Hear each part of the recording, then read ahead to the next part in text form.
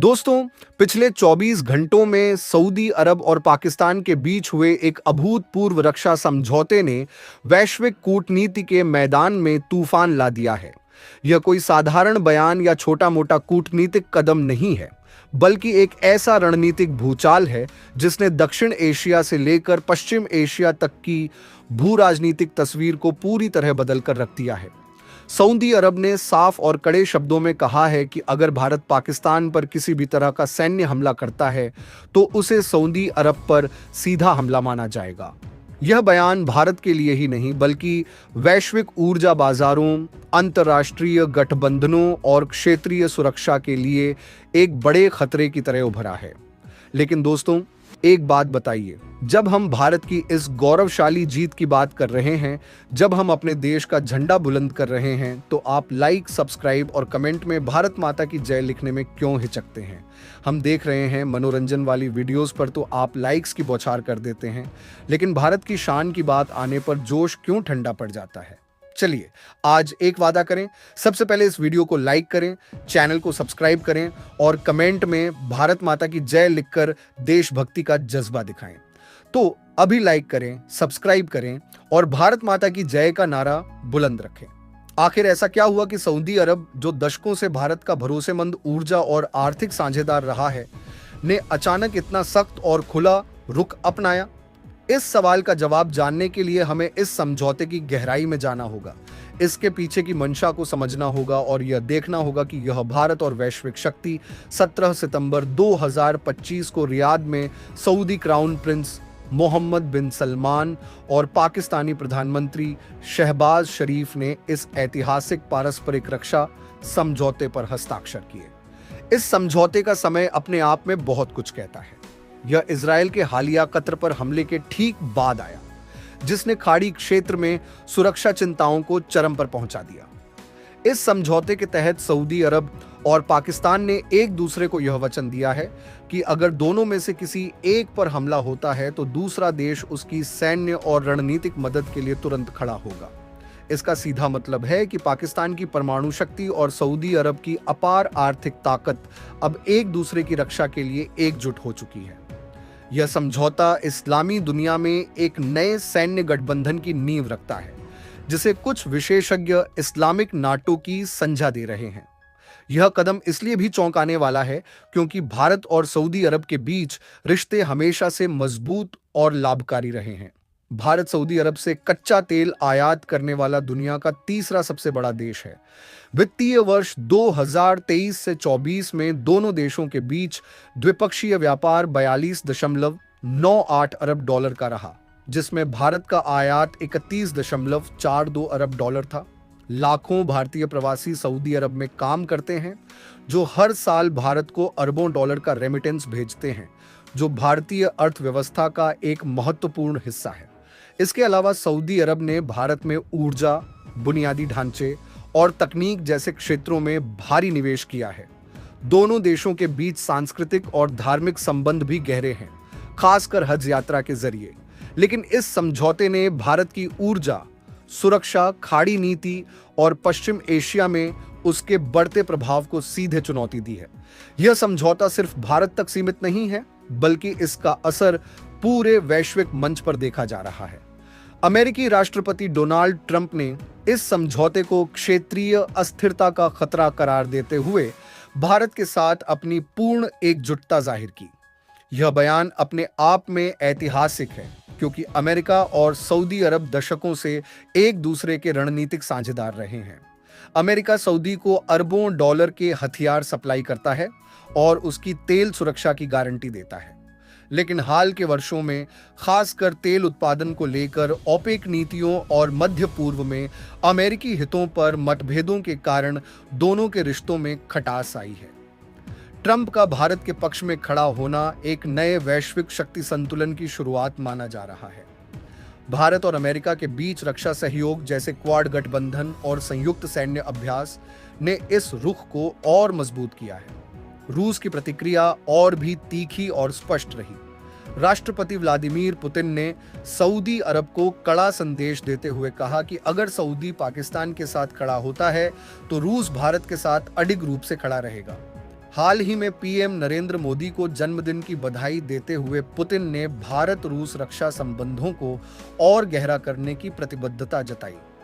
दिसंबर 2025 में होने वाली भारत रूस समिट में नई रक्षा डील्स और ऊर्जा समझौतों की उम्मीद है, जो भारत की क्षेत्रीय स्थिति को और मजबूत करेंगे। कुछ खबरों में यह दावा किया गया कि रूस ने सऊदी के साथ 60 अरब डॉलर की एंटी एयरक्राफ्ट मिसाइल डील रद्द कर दी, लेकिन यह जानकारी कुछ हद तक अतिरंजित लगती है। फिर भी यह साफ है कि रूस इस समझौते से खुश नहीं है और भारत के साथ अपनी दोस्ती को प्राथमिकता दे रहा है।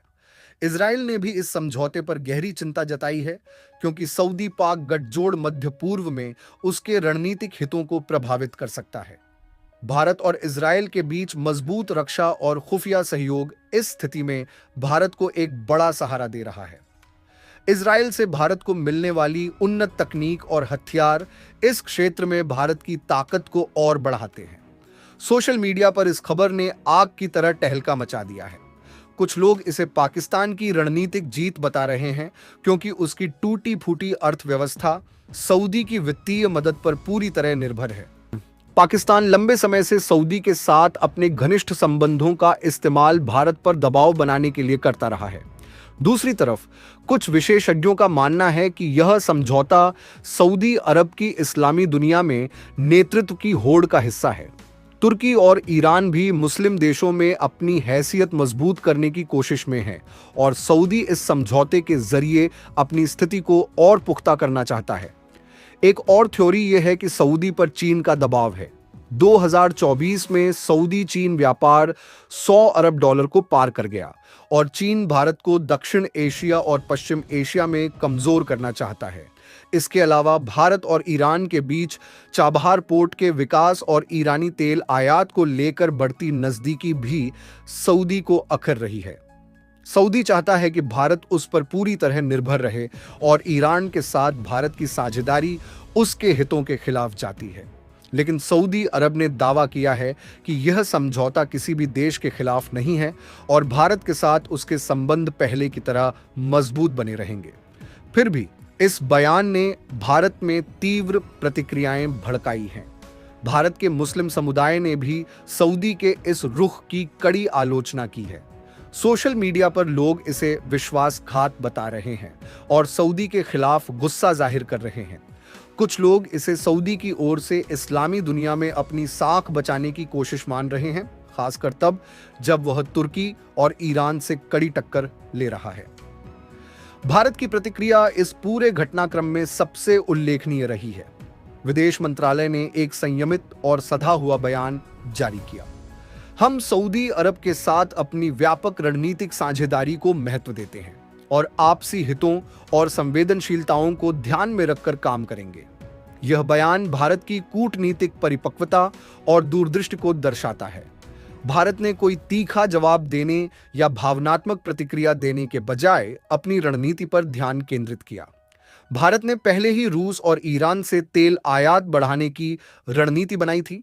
इसके साथ ही यूएई, कतर और ओमान जैसे खाड़ी देशों के साथ उच्च स्तरीय वार्ताएं तेज कर दी गईं। भारत ने अफ्रीकी देशों जैसे नाइजीरिया और अंगोला में ऊर्जा निवेश को भी बढ़ावा देना शुरू कर दिया। भारत की खुफिया एजेंसियों और राष्ट्रीय सुरक्षा सलाहकारों ने इस समझौते की आशंका पहले ही भांप ली थी। 2025 की शुरुआत में भारत पाक तनाव के बाद से ही भारत ने वैकल्पिक ऊर्जा स्रोतों और कूटनीतिक गठबंधनों पर काम शुरू कर दिया था।